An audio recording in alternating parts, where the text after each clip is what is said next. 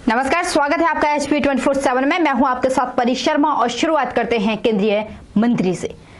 केंद्रीय स्वास्थ्य मंत्री जेपी नड्डा 2 दिनों के लिए हिमाचल दौरे पर होंगे। इस दौरान वह 3 जून को ऊना में केंद्र की मोदी सरकार की नीतियों का बखान करेंगे और कार्यक्रम में हिस्सा लेंगे। वहीं 4 जून को हमीरपुर में होने जा रहे त्रिदेव सम्मेलन में हिस्सा लेंगे।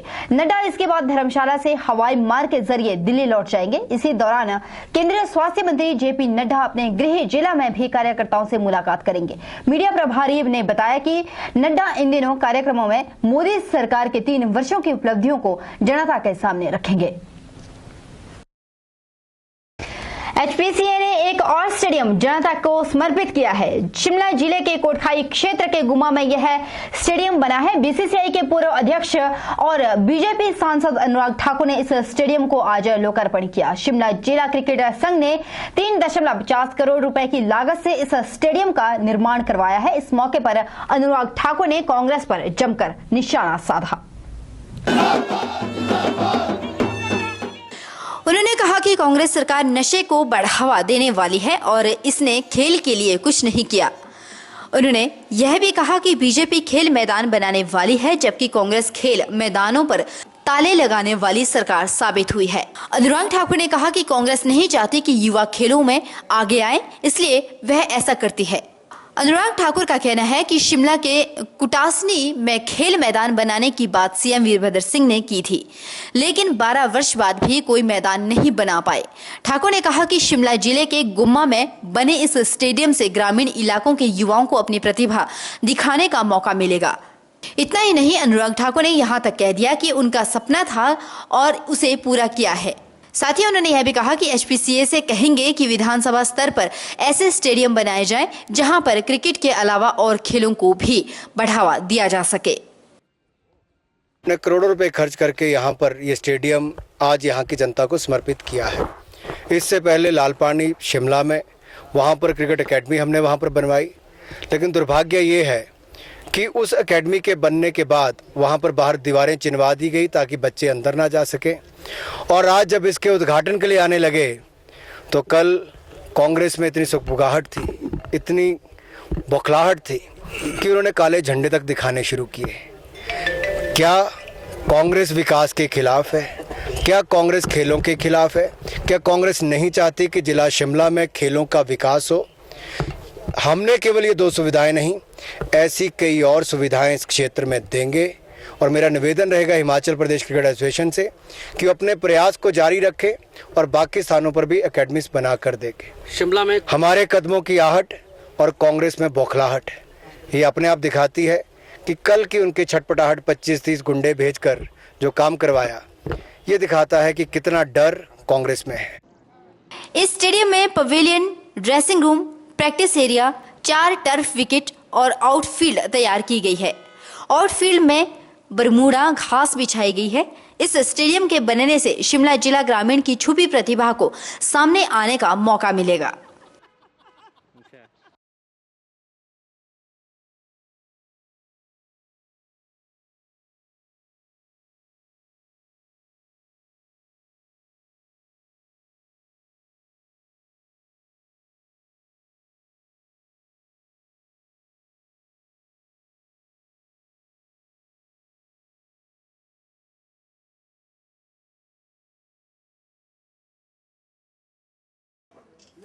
उन्होंने कहा कि केंद्र सरकार के 3 साल पूरे होने के अवसर पर सारे मंत्री सांसद देश के 50 जिलों में सार्वजनिक बैठकों और मीडिया के माध्यम से सरकार की योजनाओं व उपलब्धियों की जानकारी देंगे। साथ ही उन्होंने यह भी कहा कि मोदी सरकार ने 3.5 लाख करोड़ रुपए करीब 7 करोड़ लोगों में मुद्रा योजना के तहत बिना किसी गारंटी के बैंकों के माध्यम से वितरित किए। इसके साथ जो स्कीम है, जो उड़ान की जो शुरुआत तो मोदी जी यहीं से किए हैं, शिमला से ही की है 1-2 महीने पहले। बट लेकिन जो शिमला जैसा मनाली, शिमला जैसे जगह मुझे लगता है इनके लिए और स्पेशल फोकस की चाहिए, क्योंकि ये बाकी जगहों की तरह नहीं है, थोड़ा एक्सेस का प्रॉब्लम है। मैं समझता हूँ, मैं उम्मीद करता हूँ और मैं आपको कॉन्फिडेंस से कह सकता हूँ, अगली जो भारतीय जनता पार्टी की सरकार होगी उसके लिए ये सरकार बनना तय है। इसमें हमें कोई शंका या कोई ये बिल्कुल नहीं है। यहाँ पहली बार आपको पूरा एक स्वीप मिलने वाला है। हिमाचल की राजनीति पर चर्चा करते हुए राव ने कहा कि पिछले 3 सालों में देश में हुए अधिकांश चुनावों में भाजपा को जीत हासिल हुई है। इसलिए एक राजनीतिक विश्लेषक होने के नाते वह दावा कर सकते हैं कि प्रदेश के आने वाले विधानसभा चुनाव में भाजपा 60 से अधिक सीटें जीतकर इतिहास रचेगी।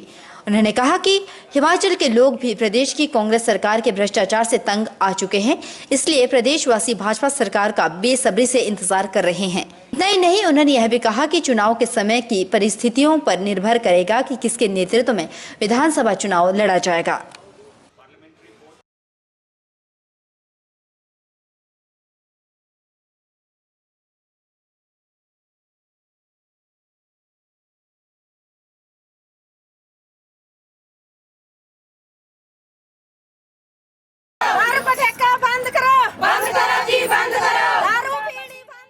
जिला बिलासपुर में स्वारघाट के समलेटू में आज गुस्साई महिलाओं ने चक्का जाम कर दिया और सड़क पर पत्थर लगाकर खुद धरने पर बैठ गई।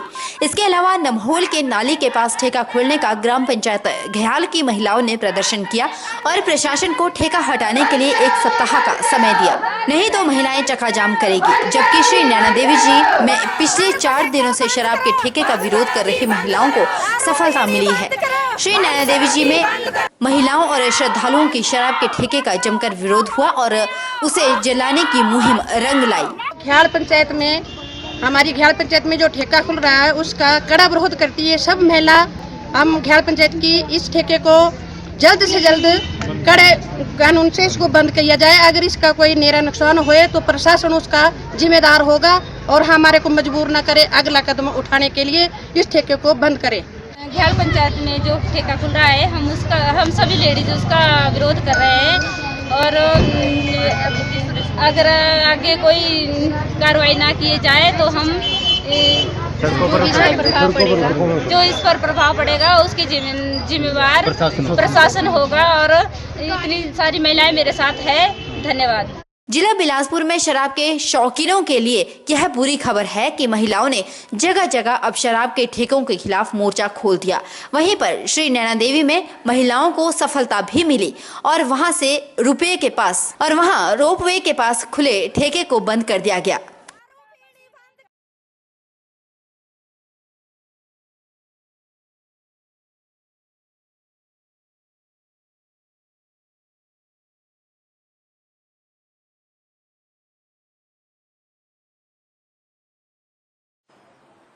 बिंदल ने संबंधित विभाग पर सीधा आरोप लगाते हुए कहा कि पहले ही नाहन में पानी की स्थिति ठीक नहीं है, ऐसे में विभाग परेशानी के ऊपर परेशानी बना रहा है।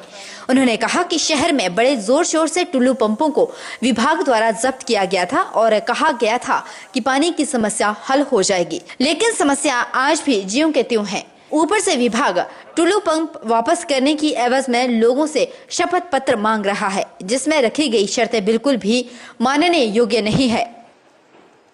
मोटरों को उतारने का एक जोरदार अभियान शुरू किया, भय का वातावरण, और बहुत सारी मोटरें उतार करके कहा हम बहुत सारा पानी दे देंगे। स्थितियां वहीं की वहीं रही, पानी में कोई सुधार नहीं हुआ। कुछ लोग तो बेचारे दिन रात हैंडपंप पर खड़े हैं और मोटर देने के नाम पर उनका कहना है कि मोटर हम तब देंगे जब एक मोटा सारा एफिडेविट फाइल करेंगे, उसमें लिखेंगे कि 15 साल तक कनेक्शन नहीं अप्लाई करूंगा, दूसरा कनेक्शन नहीं लूँगा, और आदि आदि अनेक प्रकार के क्लॉजेज लगाएं। तो इसको लेकर के एक बहुत बड़ा ज्ञापन बहुत बड़े लोग और डीसी साहब को मिले हैं। उन्होंने हमारी बात को ठीक से समझा है कि परेशानी के ऊपर नई परेशानी पैदा करना विभाग के लिए उचित नहीं है।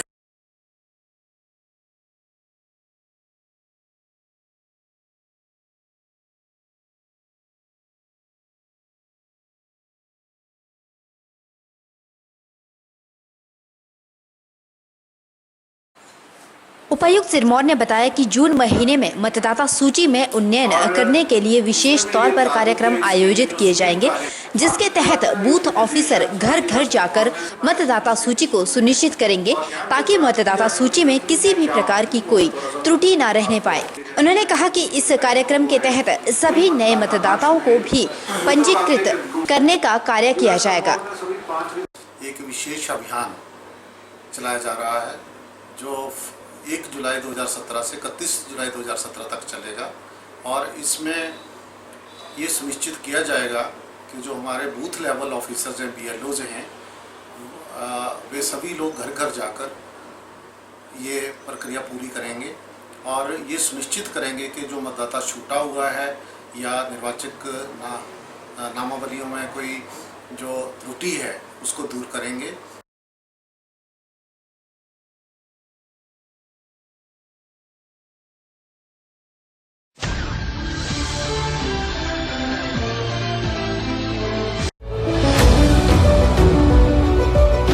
Welcome to Abhilashi Group of Institutions and Abhilashi University, the most vibrant educational group of Himachal Pradesh.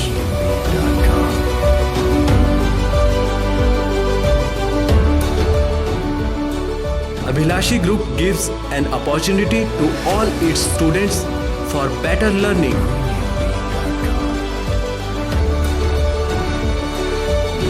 Well-developed infrastructure with all facilities. Beautiful campus, vast library, spacious and modern classrooms, high-tech computer labs, well-equipped workshop. Students are enrolled from across the country. Students selected for SDO, junior engineer, pharmacists, drug inspectors in government sector and many in private companies at attractive salary package.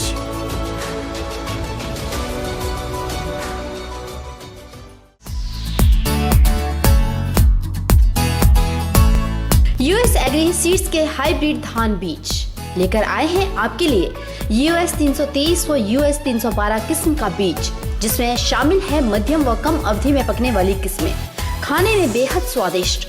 Himachal Pradesh की जलवायु के अनुकूल US 323 व US 312 किस्म हिमाचल प्रदेश कृषि विश्वविद्यालय पालमपुर द्वारा प्रमाणित बीज।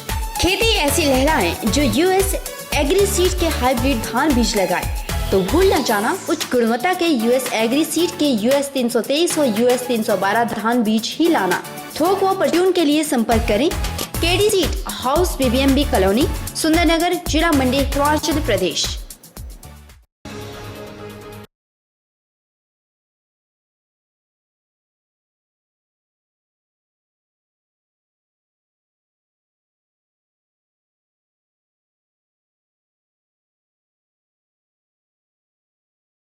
हमारा इस वक्त जितना भी स्टाफ है उसके वित्तीय लाभ निगम के पास बहुत ही मात्रा में दे पड़े हैं। जैसे कि इस वक्त DA की 2 किस्तें हमारी ड्यू पड़ी हैं और IR की 2 किस्तें ड्यू पड़ी हैं। माननीय मुख्यमंत्री जी ने IR 5% एक बार में दिया था, 4% दूसरी बार में दिया था, 4% का केंद्र सरकार ने दिया एम्प्लॉइज़ों को और 3% माननीय मुख्यमंत्री जी ने दिया हुआ। ये सब ड्यूज जो लंबित पड़े हुए, इसके साथ साथ 2006 में जो स्केल का बेनिफिट एम्प्लॉइज़ों को दिया गया था, उसमें से 4/9/14 का बेनिफिट निगम के कर्मचारियों को अभी तक नहीं मिला हुआ। प्यारेलाल ने बताया कि हाल ही में चालक यूनियन ने जो न्यायालय में याचिका दायर की है वो सरासर गलत है। उन्होंने कहा कि देश में जितने भी रोडवेज है कहीं पर भी कोटा नहीं दिया गया। इसके बारे में ये कहना चाहेंगे कि हमारे डिपार्टमेंट के अंदर स्किल डेवलपमेंट स्कीम के तहत जो प्रशिक्षु परिचालक के पद पर रखे गए हैं, उन्हीं के बीच में से इन प्रशिक्षुओं की भर्ती हो और साथ में जितने भी निगम के हिमाचल प्रदेश में डिपो हैं, उन डिपों को ये बराबर में 1000 पोस्टें डिवाइड कर दी जाए, या फिर इसके अलावा सेवा चयन आयोग के माध्यम से इसकी भर्ती हो, क्योंकि बार बार भर्ती होने के उपरांत हमारे बेरोजगार जो प्रशिक्षु हैं वो न्यायालय में जा रहे हैं और इसके ऊपर रोक लग रही है। हम चाहते हैं कि ये पारदर्शी रूप से इसकी भर्ती हो और जो ये हमारा सुझाव है इसका हम प्रबंधन और सरकार से आग्रह करते हैं कि हमारे सुझाव को माना जाए और उसके माध्यम से ही भर्ती हो।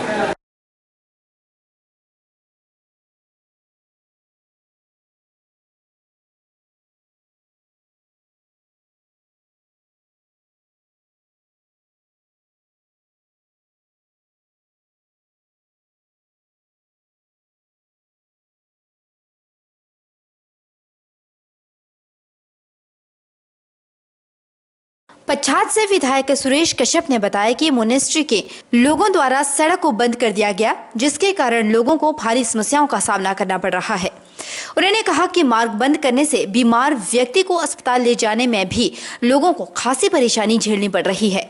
उन्होंने प्रशासन से मांग की है कि इस समस्या का जल्द से जल्द स्थायी निपटारा किया जाए, ताकि कटौला मंजोला पंचायत के लोगों को आगे इस समस्या का सामना न करना पड़े।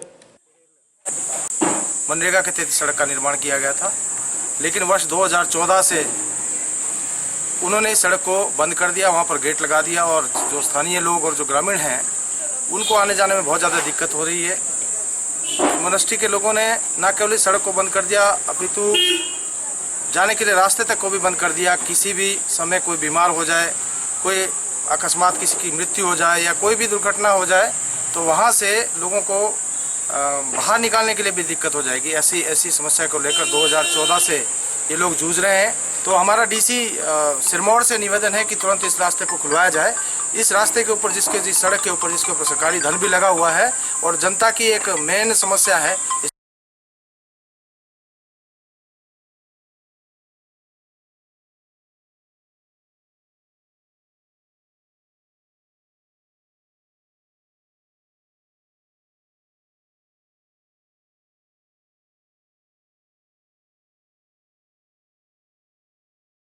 स्कूली छात्राओं की माने तो हिमाचल के मुख्यमंत्री वीरभद्र सिंह द्वारा श्री नैना देवी जी में दबट स्कूल को 12वीं तक अपग्रेड करने की घोषणा की गई थी, लेकिन अभी तक स्कूल अपग्रेड नहीं हो पाया, जिसके चलते छात्राओं में काफी रोष होने के कारण छात्राएं स्कूल के बाहर भूख हड़ताल पर बैठी रही और स्कूल के भीतर उन्होंने किसी को जाने नहीं दिया। यहाँ पर भूख हड़ताल पे बैठे क्योंकि हमारा स्कूल +2 तक नहीं हो रहा है। हम कहते हैं कि हमारा स्कूल +2 तक किया जाए, तब तक स्कूल बंद रहेगा जब तक हमारा स्कूल +2 तक नहीं होगा। हम इतनी दूर नहीं जा सकते क्योंकि हमारे पर हम गरीब लोग हैं सर। मेरी तरह सर 10-15 लड़कियां और भी है जो घर पे रह चुकी है। हम पिंड वाली लड़कियों के साथ कोई भेजता नहीं है स्कूल। यहाँ पे हम सर भूख हड़ताल पे बैठे हैं क्योंकि हमें +2 का स्कूल चाहिए। वहीं स्कूल अध्यापक की माने तो उन्होंने सारा मामला अपने उच्च अधिकारी को बता दिया और जल्द ही कोई हल निकल जाएगा। फिलहाल उच्च अधिकारियों के आश्वासन के बाद छात्राओं द्वारा भूख हड़ताल को तो खत्म कर लिया गया, लेकिन यह तो अब आने वाला समय ही तय करेगा कि मुख्यमंत्री हिमाचल द्वारा स्कूल को अपग्रेड करने की घोषणा सिरे चढ़ पाती है या नहीं। सर यहाँ पे +2 स्कूल की अनाउंसमेंट हुई थी, सीएम नैना देवी में कर गए थे, परंतु उसका अभी नोटिफिकेशन नहीं हुआ। तो इस वजह से बच्चे जो है प्रोटेस्ट कर रहे हैं कि हमारा स्कूल जो है जल्दी से जल्दी +2 हो जाए। बच्चों ने ताला लगा रखा है जी, हम बाहर हैं, सारा स्टाफ बाहर है, बच्चे गेट के आगे प्रोटेस्ट कर रहे हैं। तो बता दें कि स्कूल में 118 छात्र पढ़ रहे हैं और 5 अध्यापक उनको पढ़ा रहे हैं और करीब 6 किलोमीटर दूर मजारी गांव में एक अन्य स्कूल भी है, जहां पर जाने के लिए स्कूली छात्राओं को काफी परेशानियों का सामना करना पड़ता है। और मजारी गांव पहले से ही नशे के लिए मशहूर होने के कारण बच्चों के अभिभावक वहां पर बच्चों को पढ़ाने से कतराते हैं।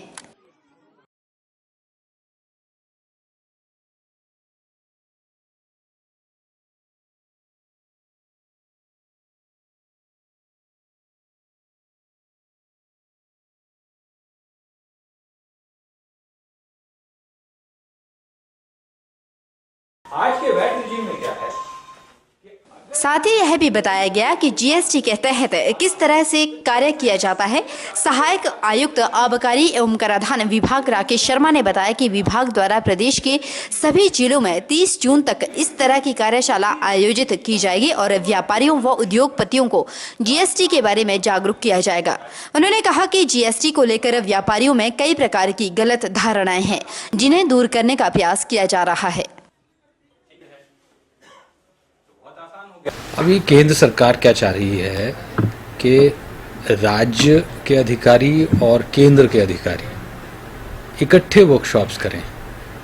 तो इसके अंदर हम लोगों ने यहाँ पे जो ऑर्गेनाइज़ किया, आज सिरमौर में था, कालाम में वर्कशॉप थी, तो कालाम में सेंट्रल एक्साइज के लोग भी थे और स्टेट के ऑफिसर्स भी थे। तो व्यापारी भी मतलब काफ़ी इलाके से, यहाँ पे सिरमौर के इलाके से व्यापारी आए थे, उसमें उद्योगपति भी थे, ट्रेडर्स भी थे, सभी तरह के लोग थे। तो आज के समय में क्या है कि व्यापारी काफ़ी कुछ जानना चाह रहा है, क्योंकि मीडिया पे काफ़ी चीज़ें उनको बताई जा रही हैं, तो काफ़ी फैशनेबल शब्द जो है वो जीएसटी हो गया है। तो काफ़ी आज भी काफ़ी मतलब संख्या में यहाँ व्यापारी थे, उद्योगपति थे। उसी तरह पूरे हिमाचल में हम लोग जो हैं लगभग हर ज़िले में एक वर्कशॉप तो कम से कम कर ही रहे हैं, बाकी एक से ज़्यादा भी है। गौर हो कि 1 जुलाई से प्रदेश में जीएसटी बिल लागू हो जाएगा।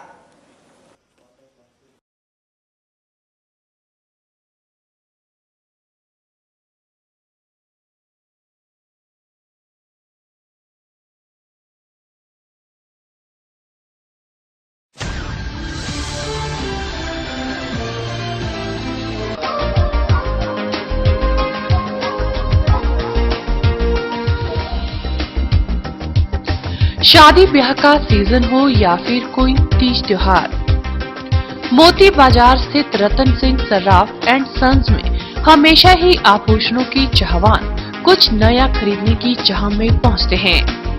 नए नए वैरायटी व नए स्टाइल के गहने एक से एक बढ़कर अनूठे डिजाइनों में आपको यहाँ मिल जाएंगे। 20 सालों से यहाँ आ रहे हैं और यहाँ पे हर टाइप की हर वैरायटी मिलती है, डिफरेंट टाइप के डिजाइन है, ऑन टाइम मिलता है और डीलिंग बहुत अच्छी है लोगों की। शादी का सीजन शुरू होते ही रतन सिंह सर्राफ एंड सन्स में ग्राहकों की तादाद देखते ही बन रही है। यह एक ऐसा ज्वेलरी शोरूम है जो मंडी में सालों से भरोसे और नए नए डिजाइन के लिए जाना जाता है। अगर आप भी गहने लेने की सोच रहे हैं तो एक बार जरूर मोती बाजार स्थित रतन सिंह सर्राफ एंड सन्स में पहुँचे या फिर संपर्क करें 9418 300005।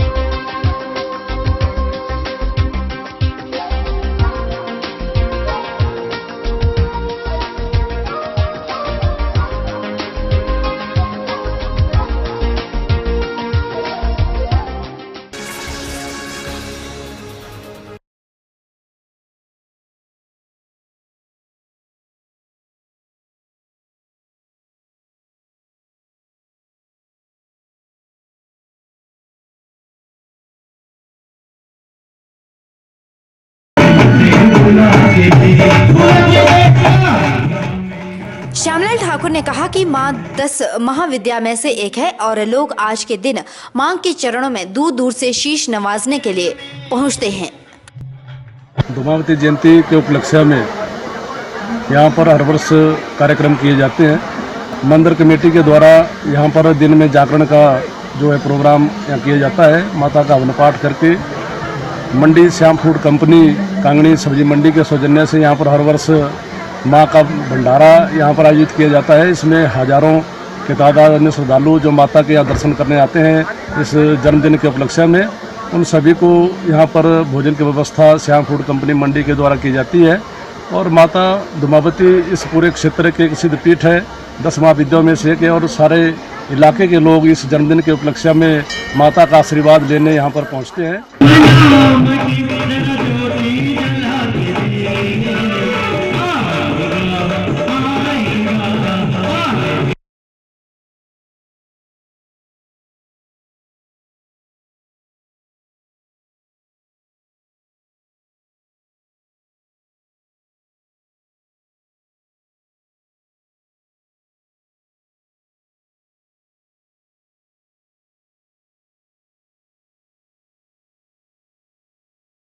जिला कुल्लू में इस बार अभी तक 30 से 40% फसल तबाह हो गई।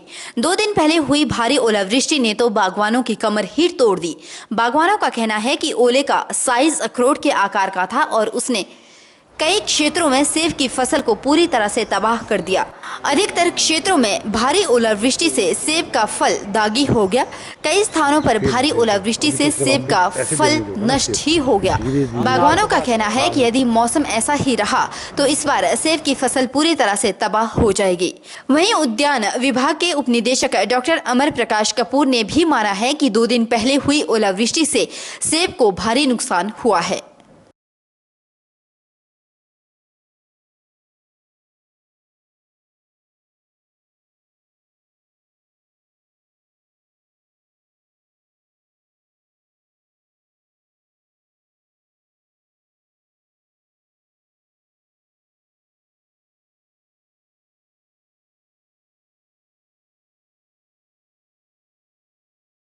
एसडीएम गोहर को सौंपे ज्ञापन में गांव की महिलाओं ने पानी के भारी भरकम बिल की भी बात कही है, जिसमें लोगों को बिना पानी के ही विभाग की ओर से पानी के बिल थमाए जा रहे हैं। महिलाओं ने बताया कि जब विभाग गांव को पानी मुहैया नहीं करवा पा रहा तो पानी का बिल क्यों?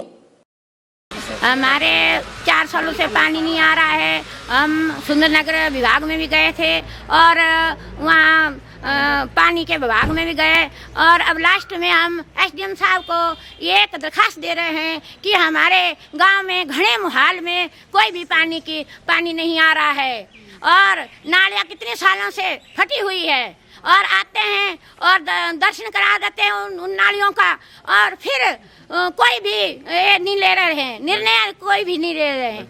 वहीं महिलाओं ने कहा कि पानी की समस्या को लेकर वे कई बार विभाग के आला अधिकारियों से मिल चुके हैं। विभाग आज तक पानी की इस समस्या का समाधान करने में नाकाम रहा। महिलाओं का यह भी कहना है कि समस्याओं को लेकर विभाग के कनिष्ठ अभियंता के पानी के सोर्स का जायजा लिया था, लेकिन सोर्स में पानी कम होने की वजह से किसी और सोर्स से पानी देने का आश्वासन दिलाया था। आज तक पानी नसीब नहीं हो पाया। महिलाओं ने बताया कि अगर हफ्ते भर में उन्हें पानी मुहैया नहीं करवाया गया तो वे सड़क पर उतरकर आंदोलन छेड़ेंगी। गांव में 3 साल से बिल आ रहा है, पानी की कोई अच्छी सुविधा नहीं है। पिछले 2 महीने पहले हमारे यहाँ जेईबी आए थे, उन्होंने देखा कि आपके लिए प्रमाणिक हम कुछ ना कुछ प्रबंध करेंगे, लेकिन कुछ भी प्रबंध नहीं हुआ। हमारे यहाँ पानी नहीं आता है, बिल दे रहे हैं लगातार। कुछ ऐसे भी है हमारे घर में, उन्होंने पिछले पुराने बिल नहीं दिए हैं, हमने तो किसी ने दी है, किसी को 200 बिल है, किसी को 1000 है, ऐसे बिल आ रहे हैं। 3000 भी है किसी को। परंतु जी ने कहा था कि हम आपके लिए भी पानी के भेजेंगे जरूरी, बिल भी उसी समय आएंगे, परंतु बिल आ गए परंतु पानी नहीं आया है। वहीं गोहर क्षेत्र के बासा गांव में डीएवी स्कूल के बच्चे पिछले 1 सप्ताह से दूषित पानी पीने के लिए मजबूर है। अधिवक्ता हेम सिंह ठाकुर ने कहा कि स्वच्छ पेयजल उपलब्ध करवाना सरकार की नैतिक व संवैधानिक जिम्मेवारी है, लेकिन दूषित पानी के बारे में स्थानीय आईपीएच महकमे को बताया जा चुका है। फिर भी दूषित पानी पीने से जल जनित बीमारियों के फैलने का खतरा हरदम बना रहता है। एक हफ्ते से डीएवी स्कूल व बासा गाँव में इस तरीके का पानी आ रहा है, इतना गंदा और पानी आ रहा है जो दूषित है और स्थानीय लोग इससे पीने पे मजबूर है। कई बार प्रशासन के नॉलेज में लाया गया कि पानी जो है खराब है, इससे जल जनित रोग होने का भय बना हुआ है और लोग गंभीर बीमारियों से हो सकते हैं। स्वच्छ पेयजल मुहैया कराना जो है हमारे सरकार की नैतिक व संवैधानिक जिम्मेवारी होती है ताकि लोग बीमार ना पड़े। ये हमारा अधिकार है, लोगों का अधिकार है। बावजूद इसके स्थानीय प्रशासन इसकी ओर कोई ध्यान नहीं दे रहा है। यहाँ जो जिस सोर्स से पेयजल सप्लाई होती है डीएवी स्कूल और बासा गाँव में, वहाँ फिल्टर है ही, वाटर फिल्टर ही नहीं लगे हुए। उधर विभाग की ओर से सहायक अभियंता उपमंडल गोहर सत्या शर्मा ने बताया कि सोर्स में पानी गर्मी के सीजन में कम हो जाता है, जिसकी वजह से गांव में पानी की आपूर्ति नहीं हो पा रही। सत्या शर्मा ने बताया कि सोर्स में पानी कम होने की वजह से नई योजना तैयार करवाई जा रही है, जिसे अभी थोड़ा समय लग सकता है। वहीं पानी की समस्या को सुलझाने के लिए उन्होंने गाँव की महिलाओं को 1 हफ्ते भर का समय दिया है।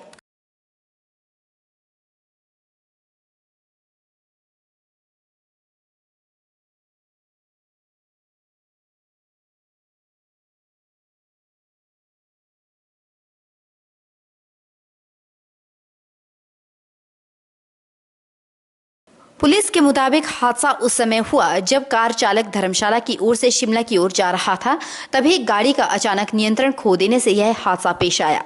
बताया जा रहा है कि कार HP 015887 घुमारवी में सीर खड्ड में करीब 100 फुट नीचे पलट गई, जिसमें दीपक वर्मा पुत्र पूर्णचंद आयु 24 वर्ष निवासी जिला शिमला की मौके पर ही मौत हो गई। पुलिस ने मामला दर्ज कर जांच शुरू कर दी, जबकि शव का पोस्टमार्टम सिविल अस्पताल घुमारवी में करवाकर शव परिजनों के हवाले कर दिया गया।